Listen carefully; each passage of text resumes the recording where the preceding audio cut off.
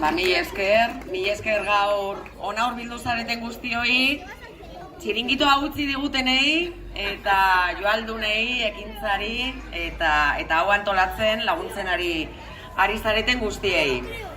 Bueno, hemen 2 hilabete eskaz dira, hemen Ainara eta biok bertan egon ginela Kalakan deituriko solasaldi horretan, aldaketan sakontzeko beharra zizketan, bera justo zerrendaburu izango zela jakinarazi zenean eta bueno, oraindik zerrenda osatu gabe zegoenean.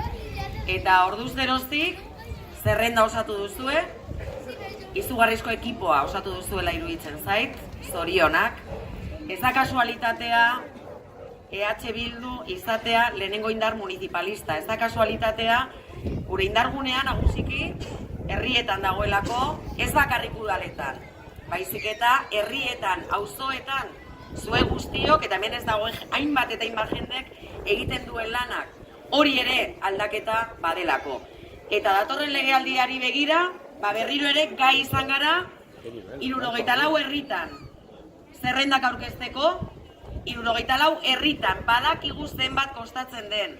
Ez dela erreza, jendea konprometitzea, jendeari eskatzen diogulako benetan lana, konpromisoa eta askotan rekonozimendu gutxirekin aurrera atera beharreko hainbat eta hainbat gauza. Beraz, eskerrak lehenik eta behin Ainarari zorionak osatu duzuen ekipoagatik eta aurrera begira jarriko gara.